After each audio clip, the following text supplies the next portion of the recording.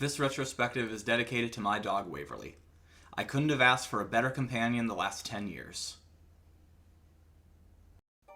As I said in my last retrospective, every Halloween, Disney Channel would air brand new themed episodes of their shows and new movies for their annual Monstober or Hauntober programming block. My last retrospective was on the popular That's So Raven Halloween episode, and now I'm heading back to the magical world of Disney Channel with the Disney Channel original movie, Don't Look Under the Bed. Someone sent me a meme about this movie last year, and I don't think I ever saw it until then. And a little fun fact, the recording that I found of it online that I'm using for this came from Family Channel, which was the Canadian Disney Channel for a long time. Isn't that neat?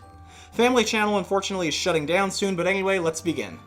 In the town of Middleburg, and I'm not sure what state this is supposed to be set in, but it looks like it's close to a big city. According to the opening narration, it's set in the middle of the country. Could it maybe be set in the Midwest? You know, like that show The Middle? Anyway, in the town of Middleburg, 14-year-old Frances Bacon McCausland, a nameplay on philosopher Francis Bacon, wakes up on her first day of high school, starting early on a very dark morning. Frances's mother Karen figures that it could possibly be the sign of a storm, but Frances's father Michael debunks her based on his barometer, with Frances's siblings, older brother Bert and younger brother Darwin, still feeling sleepy, as Bert suggests that it could be the end of the world, yawning, "Sure feels like it." While Karen gets breakfast ready, she notices that the cartons of eggs that were in the fridge the night before have suddenly disappeared. Frances responds, "I didn't do it," and Karen assures her that no one is blaming her. Bert laments that he's always getting blamed for everything, which Frances responds to by pointing out that he has so much pent-up aggression, which Bert denies very aggressively. Karen separates them, saying, "We're not talking about aggression right now. That's what family time is for." Yep, sounds like a happy family to me. Just then, Michael points out that while the clock says 7:23 a.m., it's actually 4:23, which Bert again claims to be the end of the world, and Frances tries to go back to sleep, wondering what's going on just as some weird creature with very long fingernails tries to lure a dog to their direction, waving a treat over it. Once the actual morning hits, Frances and her best friend Joanne walk off to school as Joanne questions why they aren't taking the bus, which Frances answers that no high school student takes the bus, making Joanne wish that she, like Frances, could skip a grade to be able to go to high school, and awkwardly asks if Bert has another year left of high school or not, before changing the subject to share that her family as well were woken up 3 hours early, which apparently happened to everyone in their neighborhood. Just then, Frances spots a dog on the roof of the house, along with many other neighborhood dogs. The dogs are on the roof!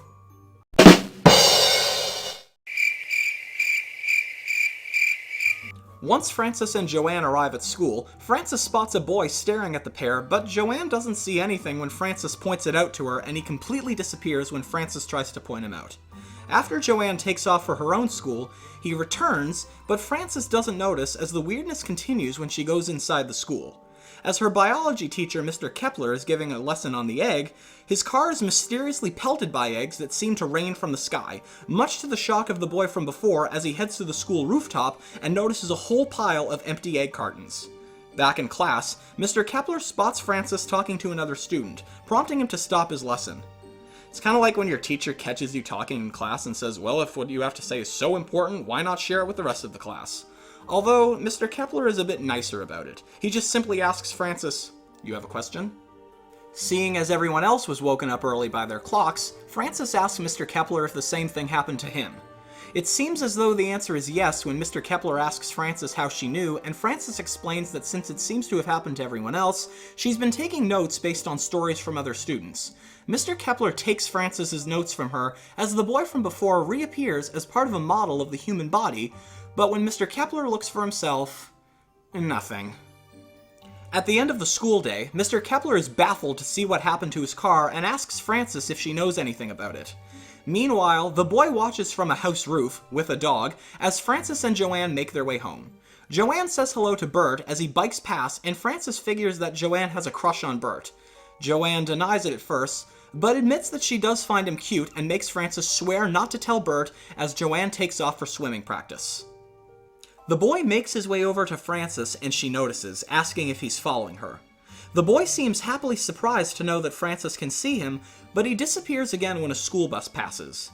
The weirdness continues when the swimming pool at Joanne's practice is covered in gelatin, a colony of bees swarm the principal's office, a large stream of water comes out of the school bus, and the whole town of Middleburg suddenly is covered in graffiti, almost all of it of the letter B, even on the bottoms of shoes.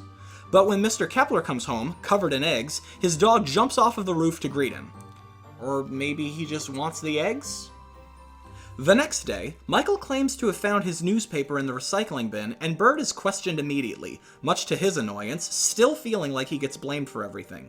Michael and Karen insist that they aren't blaming anyone, but point out that pranks like these are usually the work of adolescents. Just then, Michael notices that all of their gelatin has gone missing.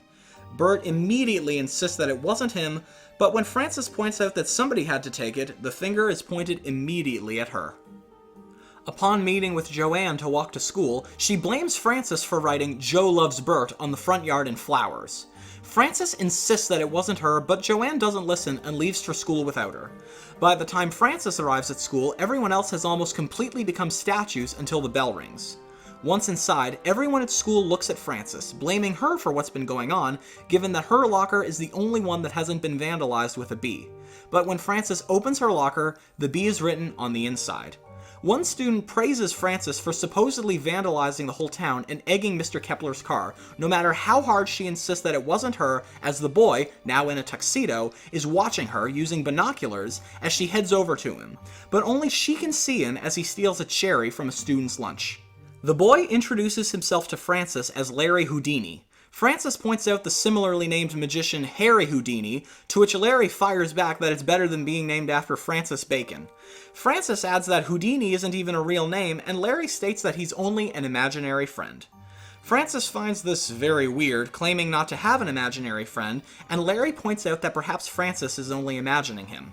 Frances brushes it off and tries to get away from Larry, while he tries to figure out why Frances can see him, and also admits that he knows who egged Mr. Kepler's car.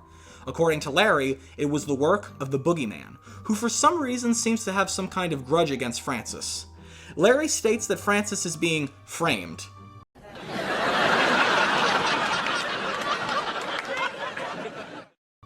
Feeling annoyed, Frances calls for the whole school's attention, asking if anyone knows Larry, but nobody can see him, and he disappears when Frances tries to point him out. Just then, Frances is called to the principal's office. When she gets there, the first thing Principal Gibbon points out is Frances's middle name Bacon, and explains that the entire school is claiming that Frances is the reason for all the weird stuff happening, with Mr. Kepler pointing out her list of students from before. Principal Gibbon, Mr. Kepler, and Miss Radel, the school's guidance counselor, continue to question Frances, with Miss Radel asking if Frances has any insight, to which Frances starts to talk about Larry as he suddenly appears in the office, looking like he was just playing hockey. Frances chases Larry down the halls of the school and into the band room as Principal Gibbon, Mr. Kepler, and Miss Radel all catch up to her, but he keeps disappearing and reappearing. Frances's mother is called to the office and questioned by Principal Gibbon about Frances's behavior, with Miss Radel figuring that perhaps it stemmed from having to donate her bone marrow for Darwin's leukemia diagnosis before the events of the film, but Karen claims that it was actually Bert who was the donor. While Frances lies down on a bench near the office, the hallway suddenly gets dark as the boogeyman approaches, whispering, "Get ready to come out and play," when the bell rings, waking Frances up as her mom, Miss Radel, and Principal Gibbon show up, with now even her mom believing that Frances was behind everything happening. At home, Karen asks Frances about the possibility of repressed anger, which annoys Frances as she goes to her room. Karen talks with Michael about everything as she feels as if maybe Frances is acting out because she isn't happy with high school, but Michael brushes it off. While Michael dusts the living room, Karen watches as he dusts the fan, thinking that maybe Frances has been hypnotized, which Michael still doesn't believe. Up in Frances's room, she spots a pair of sneakers coming out from under the bed, but when she looks for herself, she discovers that they aren't attached to anybody, and the soles are covered in flowers and grass when Darwin suddenly comes in, asking Frances if the boogeyman is real, hearing stories from kids at the park. Frances insists to Darwin that there is no boogeyman, and it's only made up to scare children, and he needs to hear the real story from someone older and wiser, but Darwin claims that the kids at the park were told about the boogeyman by an older person named Larry. Frances has a feeling that she knows who Darwin is talking about, but then Darwin claims that while the kids at the park could see Larry playing basketball, Darwin couldn't. As the boogeyman comes out of Frances's mirror, she heads to the park and finds Larry playing basketball in a karate outfit. Frances angrily confronts Larry for hypnotizing Principal Gibbon and Miss Radel into not being able to see him. To try to get himself out of trouble, Larry turns his basketball into a bouquet of flowers and gives them to Frances, but she doesn't take them as she asks Larry how come the kids at the park were able to see him. Larry answers that the kids can see whatever they want with their own imaginations. Larry heads off to goof around on the playground when Frances continues to confront Larry, demanding that he admit what's been going on to her parents and the school principal. Larry stops goofing around long enough to show Frances how he's only visible to a select few, taking her with him to the library as he says hello to a bunch of kids, all of whom acknowledge him while listening to a story being read to them on a VHS tape. Larry peruses through the shelves at the library, much to Frances's annoyance and to a librarian's annoyance when Frances comments out loud that Larry could simply use a card catalog. Yet when Larry shouts, "Eureka!" after finding the book he was after, the librarian doesn't react. Larry shares with Frances a book on the boogeyman by Guy in Head, referring to the voice inside of Larry's head who sent him to Frances, and even has it dedicated to Larry. Frances continues to question what the book proves, again annoying the librarian as she further gets irritated by the kids listening to the video clapping along with the storyteller. Larry doesn't get a chance to finish the book before shutting off the video completely and entertaining the kids himself, continuing to annoy the librarian, who doesn't notice Larry making faces at her when she notices the video has been turned off, making her even more pissed off. I thought we were trying to get kids away from screens. This was in 1999. But anyway, the librarian resumes the video, which Larry has now taken over, now dressed as a knight, parodying The Shining when he shows up on screen going, "Here's Larry!" and entertaining the kids with a story about the boogeyman, much to Frances's shock. Finally starting to believe it, Frances checks the boogeyman book out of the library while Larry reads it on the way home. Frances has some questions about Larry and the boogeyman, learning from Larry that the boogeyman lives under the bed. I would assume not just Frances's bed, but any bed in general. Frances adamantly claims that nothing lives under her bed, to which Larry asks if she has ever looked recently. Frances heads home as Larry disappears again. Upon arrival home, Michael and Karen question Frances's whereabouts, reminding her of their warning not to leave the house apart from for school without letting her parents know. Michael and Karen are not angry, but are concerned about Frances's strange behavior. When Frances goes back to her room, Karen tells Michael that they should let Frances have some space, but Michael disagrees, deciding to get in touch with Miss Radel and invite her over for dinner, needing an excuse to cook his roast. Back in Frances's room, she decides to take Larry's word and looks under her bed while a very creepy-looking doll watches on. Frances doesn't get a chance to really look when Larry taps her on the shoulder, claiming that the boogeyman is not under the bed, sharing from his book that Tempterfuge, which makes me think of Triamphethol from Good Burger, can make the boogeyman harmless, while Frances requests that Larry get his feet off of her bed. Still looking through the book, Larry finds instructions on how to make Tempterfuge just as Darwin shows up asking Frances if she has lost her marbles, having found them on the floor. Even though Larry recognizes him, Darwin doesn't notice Larry. Frances tries to get Darwin to notice Larry, asking, "Do you see anybody else in here?" which Darwin takes as a snotty response, tossing the marbles in Frances's wastebasket and taking off, while Larry tries to bring him back, asking, "Darwin, why won't you be my friend anymore?" Frances is surprised to learn that he was once Darwin's imaginary friend, while Larry tries to warn Darwin of the boogeyman, but Darwin doesn't hear him. Larry wonders why Darwin doesn't believe anymore, to which Frances answers that she had told him that it was childish to have imaginary friends, much to Larry's chagrin as his eyes turn green and purple, looking very sinisterly, but that doesn't last long as he continues to confront Frances for getting Darwin to stop believing. But Frances only wanted Darwin to trust his doctors during his leukemia diagnosis. Larry then chastises Frances for not donating her bone marrow to Darwin, but according to her, the doctors claim that Bert was the only one who was able to, while Frances starts to cry as Larry takes off feeling betrayed. That night, while Darwin is sleeping, Larry appears in his room wearing a cowboy outfit. What is with this guy and his random outfits? In Frances's room, while she is also sleeping, a puff of smoke and a mysterious purple light come out from under her bed. Back in Darwin's room, Larry hears the sound of creaky footsteps coming from above as his eyes turn to that very creepy green and purple color. Larry heads to Frances's room and frantically tries to wake her up, this time dressed as a firefighter, to warn her that the boogeyman is on the roof.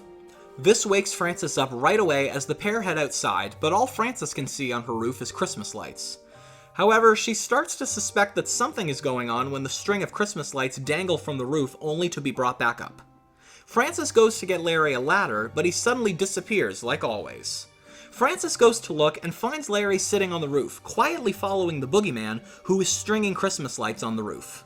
Frances goes to the garage to get a ladder herself to catch up to Larry, who finds himself in hot water when he accidentally steps on one of the Christmas lights, catching the attention of the boogeyman, who wraps Larry's ankle in a cable, resulting in him falling from the roof, clinging onto the gutter.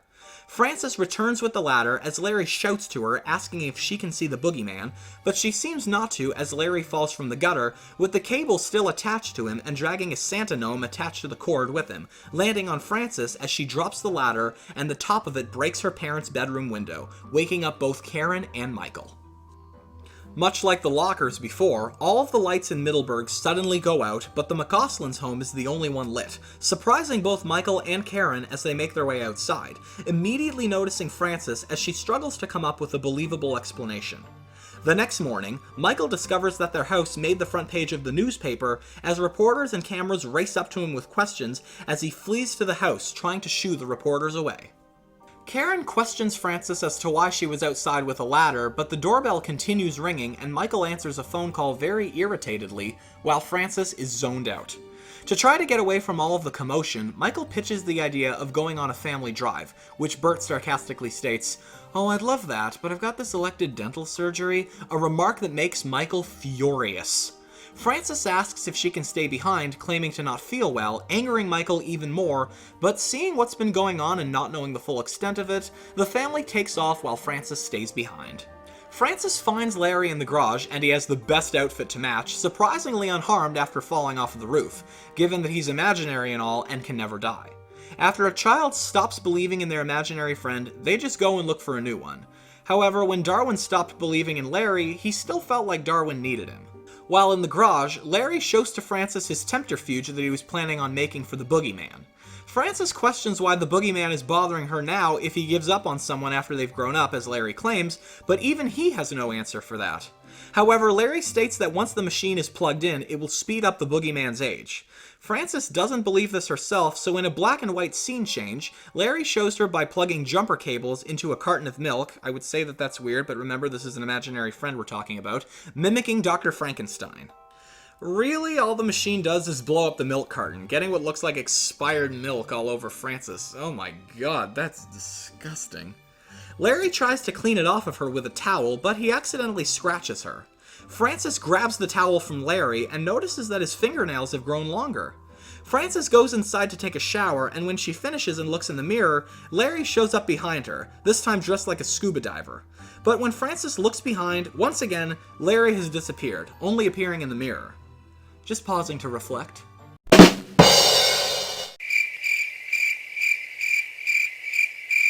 Frances demands that Larry leave as he exits the mirror, officially coming into the bathroom and suggesting to Frances that the boogeyman may not come out from under the bed for a long time, with Larry and Frances after him, wanting to get the whole thing over with before, as Larry says, something bad happens, checking his book for a recipe on boogie goo, whatever that is. Frances suggests going to buy the ingredients from the imaginary food section in the grocery store. Okay, that was a good one. Miss Radel joins the McCauslands for dinner that night, and before they're served, Frances asks to be excused, finding Larry in the kitchen dressed as a chef this time, cooking his recipe for the boogeyman, which Frances can't stand the smell of.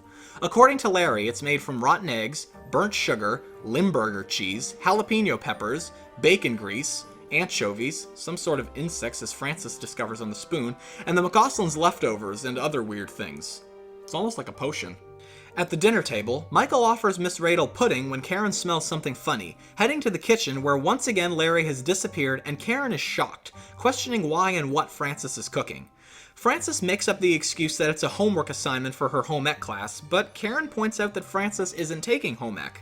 Frances says, "That's why I'm cooking it at home." Karen is disgusted by the smell, and Frances decides to throw it out, but the pot is too heavy. Karen once again questions Frances about all the weird things that have been going on, still believing that she is behind it. At the dinner table, Miss Radel compliments Michael for his pudding, but discovers an unusual ingredient in it, which Darwin points out looks like Bert's gym sock, used by Larry for his tempterfuge. Back in the kitchen, Karen carries on talking to Frances, even blaming herself and Michael and Frances's feelings on Darwin's cancer diagnosis before she gets called by Michael. After Karen leaves, Frances finds Larry in the pot, feeling hungry. According to Larry, the boogie goo tastes better than it smells, comparing it to chicken with a hint of nutmeg. Frances finds it strange that Larry would be eating the boogie goo, as he quickly turns to Frances and very adamantly states that he is not turning into the boogeyman. Ah, but Frances didn't ask you about that. Larry angrily throws his spoon on the ground and storms out, while Miss Radel seems to have had some kind of reaction to having tasted Bert's sock when Darwin walks into the kitchen, stepping on the boogie goo, while Frances spots Larry poking around under her bed, with Frances suspecting that Larry actually is turning into the boogeyman. She checks the book and learns that once a child stops believing in their imaginary friend, the imaginary friend could possibly turn into a boogeyman. Wait a minute, a boogeyman? There's more than one? Larry feels dejected over now being turned into a boogeyman due to Frances convincing Darwin to stop believing, when Darwin comes in questioning who Frances is talking to. Frances tries to get rid of Darwin by explaining that she's trying to have a private conversation, which Darwin figures means Frances is talking to herself. Frances insists that Darwin leave her alone, but Darwin points out that she's in his room. However, Darwin respects Frances's wishes and takes her room instead. Under the bed, Larry finds an old toy car of Darwin's, asking Frances to give it to Darwin for him. Frances suggests that Larry give it to Darwin himself as a way for Darwin to believe in Larry again, while Larry has almost completely transformed into a boogeyman. In Frances's room, Darwin finds some of his own toys while that creepy doll looks to his direction, and the purple smoke emerges from under Frances's bed. Little does Darwin know. While Darwin keeps playing, the boogeyman grabs Darwin's leg. Frances quickly makes it to her room to find Darwin's shoe and toys close to the bed, with Larry noticing the boogie goo on the sole of Darwin's shoe, which signaled the boogeyman when Darwin stepped in it. Frances insists that Darwin isn't under the bed, but Larry states that she can't see him, having been taken to the boogie world. Sounds like a disco club to me. Frances now thinks that Larry's just making up when Larry's tempterfuge magically appears for him to take it with him to Boogie World.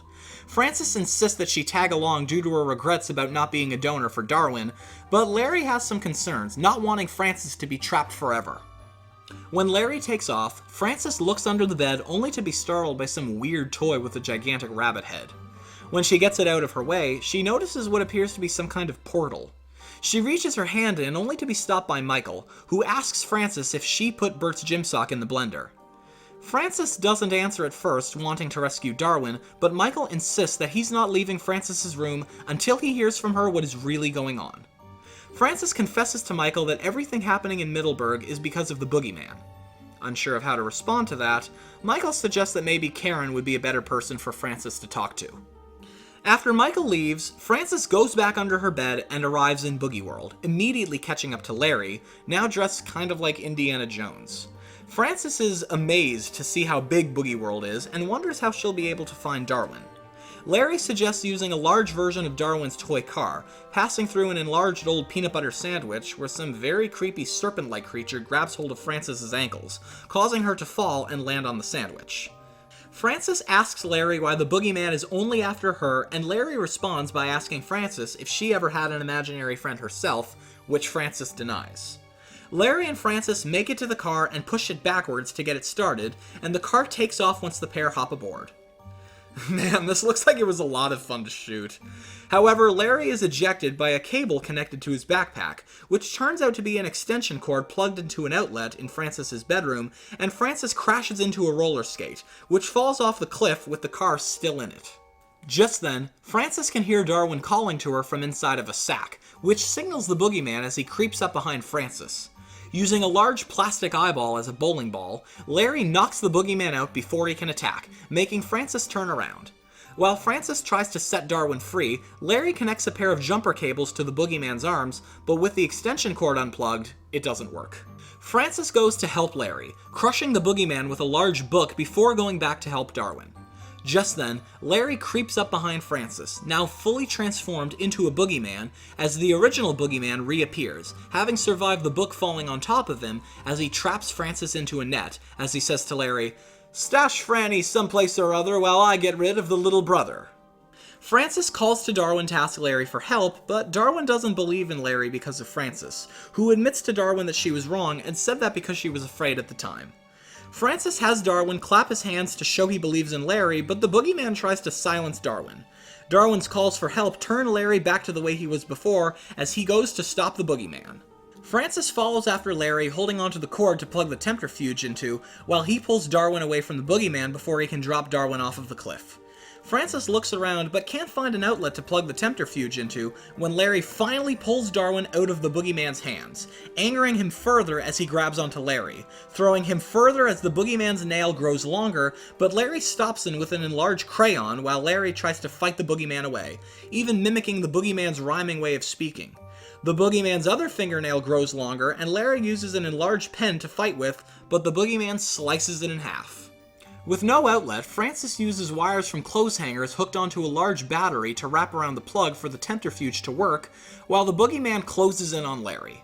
Frances stops him and attaches the jumper cables to the boogeyman's fingernails as he begs her to stop, referring to her as Franny, which seems familiar to Frances as the boogeyman suddenly turns into an old frail woman.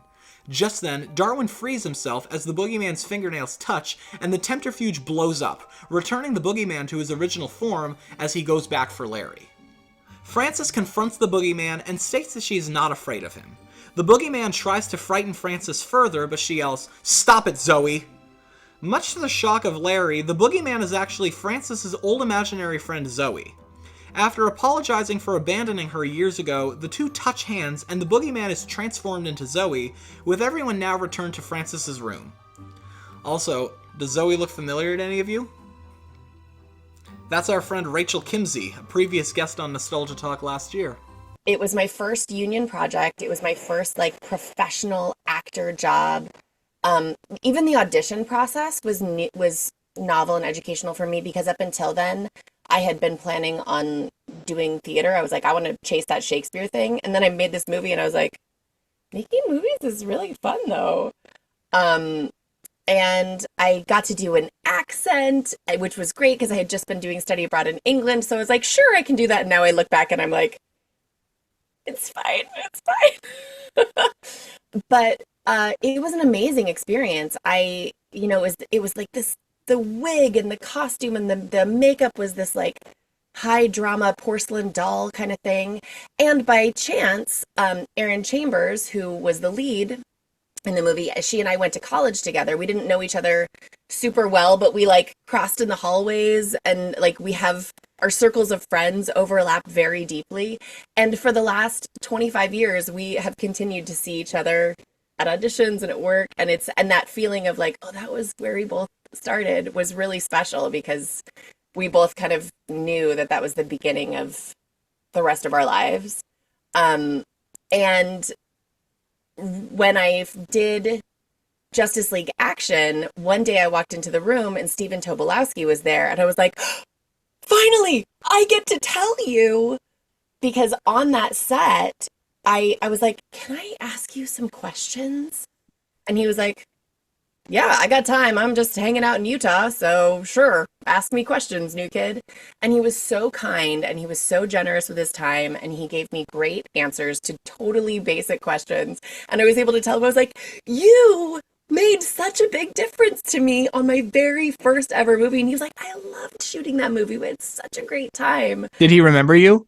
Got the most incredible memory of almost anyone I've ever met. If you have stories, you must. Michael and Karen come into Frances's room, making sure she's okay after hearing strange noises. Noticing a vacuum where Larry was, Frances makes up the excuse that she was vacuuming under her bed. Michael points out that she didn't change the bag first, and he and Karen apologize to Frances for accusing her of all the bizarre goings-on, having read online that in a town called Centerville, the same things have been happening. Darwin tells Michael and Karen that it was all caused by the boogeyman, which the parents just laugh off as they bring Darwin to bed. Larry then shows up and starts talking to Darwin, with Michael and Karen thinking that Darwin is actually talking to Frances. After Michael, Karen, and Darwin take off, Zoe introduces herself to Larry, calling herself a boogie person, as she and Frances share a hug. Larry is surprised after Frances had lied before about having an imaginary friend. Frances had let go of Zoe when Darwin got sick. Larry then gets a call from the voice inside of his head to help out in Centerville to defeat their boogeyman. Zoe offers to go with him, but he refuses her help and takes off. Frances and Zoe head outside to say goodbye to Larry, but Zoe explains that she and Larry won't be coming back, stating, "Only real friends last forever, like Joanne." Frances starts to get emotional and doesn't want to lose Zoe again. Zoe states that as long as Frances remembers her, she will never lose her. After randomly kissing Frances, Larry magically turns the Christmas lights strewn around the house from before on as he and Zoe magically take off. Okay, so that's it. That's all. Disney Channel's Don't Look Under the Bed.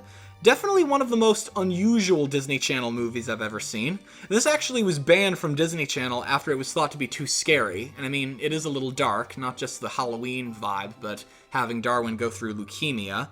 But it's streaming on Disney Plus if you'd like to watch it. And if you have watched it, what did you think of it? Did you think it was scary or no? Thanks for listening, and I'll see you next time.